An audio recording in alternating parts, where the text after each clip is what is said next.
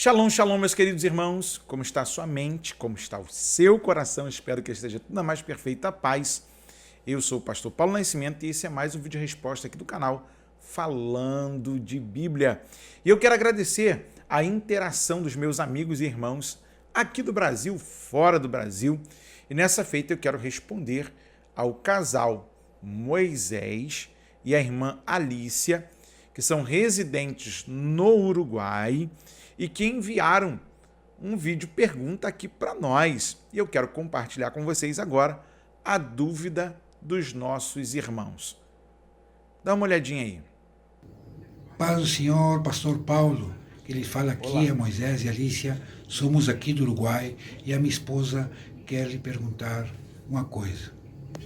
Bendições, pastor. Quem sabe não me entende muito bem, mas eu queria lhe fazer uma pergunta.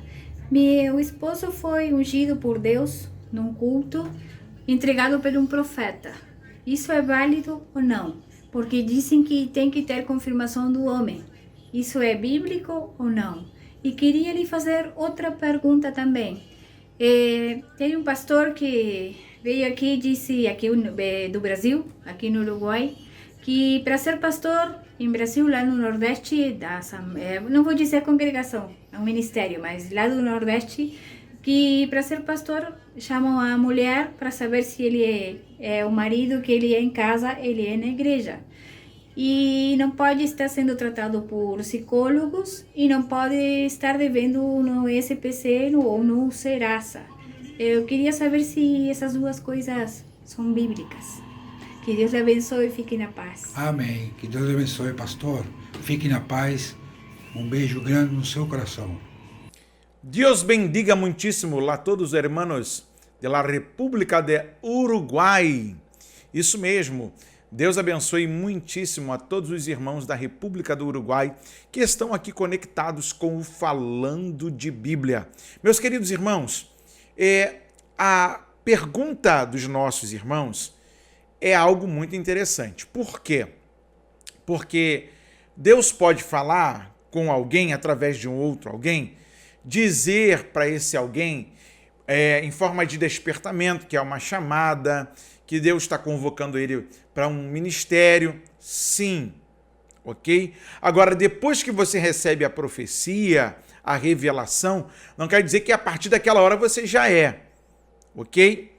Por exemplo, 1 Samuel capítulo 16, Samuel recebe da parte de Deus uma ordem de ir até a casa de Jessé o belemita, pois dentre os seus filhos Deus havia provido um novo rei para o lugar de Saul. Saul era legítimo? Era. Porém, ele não estava mais dentro do seu direito, ok? Agora, o grande problema é a gente entender que depois de Davi ser ungido no meio da sua casa, ele ainda levou um tempo para estar no seu devido lugar, do qual Deus havia designado para ele através de uma revelação, despertando-o para aquilo. Primeira pergunta, irmã Alice. Falar que Deus falou comigo, que Deus me revelou, que Deus me despertou, seja de forma direta ou indireta, não há problema. O problema é quando eu quero me fazer pastor a partir daquele momento. E para tudo tem um determinado tempo, ok? Segunda coisa é que a vida pastoral, principalmente na questão da separação dos obreiros, os obreiros precisam serem experimentados.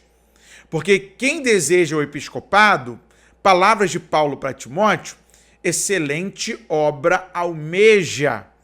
Agora, não basta apenas almejar, tem que ter a convocação divina. Não basta apenas ter um talento para fazer alguma coisa, tem que ter a aprovação divina. E na aprovação divina, passa-se pelo crivo da sua liderança maior.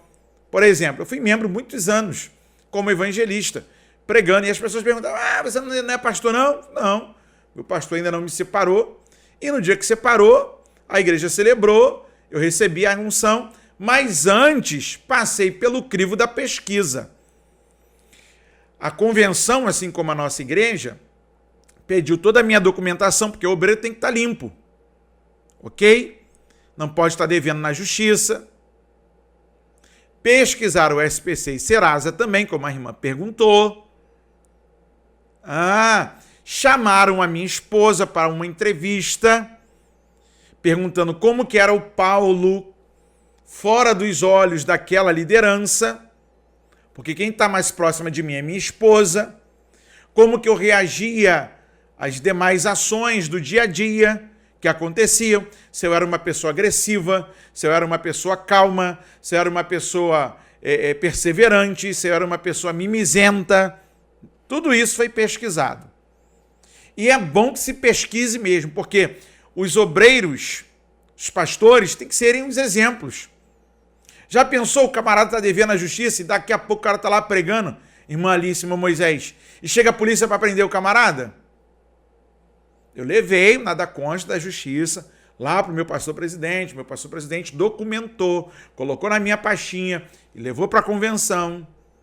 Na convenção foi uma outra parada, foi uma questão mais assertiva, espremida, ao ponto de sacudir em todas as áreas, ser testado, fica lá, do lado de fora, daqui a pouco eu te chamo, e fica lá, esperando, tratado na paciência, falarem que você foi reprovado, estando aprovado, dizendo que você não vai participar da formatura e que não sei o quê, e daqui a pouco pergunta, cadê sua beca? Ué, mas quem te falou que você estava reprovado? Não, você foi aprovado, vamos embora.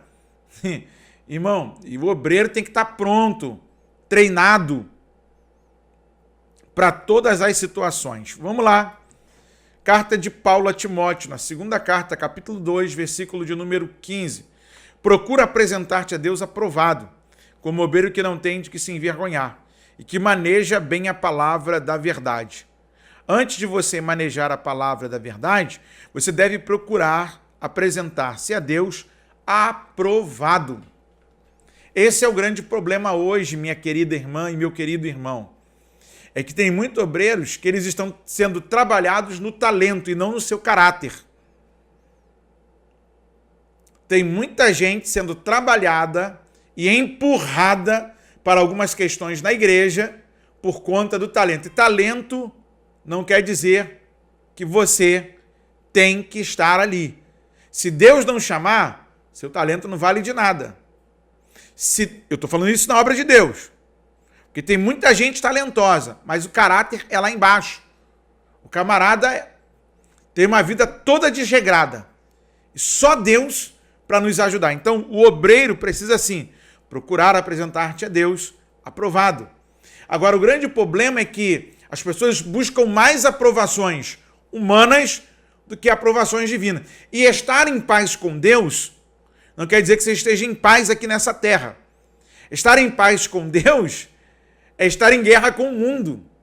E estar em guerra com o mundo e com o seu sistema, e até mesmo o sistema religioso, é o que vai nos aprovar diante de Deus. Então, minha querida irmã Alice, meu querido irmão Moisés, do Uruguai, muito obrigado pela pergunta. Sim, o obreiro precisa passar por esses crivos aqui no Brasil. Quem dera os obreiros, depois de passarem por esse crivo, de terem a sua vida apurada, eles continuassem de forma santa, perseverante, porque depois que alguns alcançam, relaxam.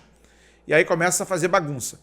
Mas que o Senhor nos guarde, que o Senhor nos mantenha na unção, que o Senhor nos mantenha no temor do Senhor, para que continuemos a realizar as obras de Deus. Muito obrigado a minha irmã Alícia, ao meu irmão Moisés, a esse casal abençoadíssimo do Uruguai. Beijo em su coração, que las manos de Dios esteja sobre tua família e bendiciones, muitas bendiciones sobre vós outros. Lá todos hermanos da República de Uruguai, la paz del Senhor Jesucristo, a paz do Senhor Jesus Cristo a todos os irmãos da República do Uruguai. E daqui do Brasil, nós seguimos falando de Bíblia. Como dizem os uruguaios, hablando de Bíblia.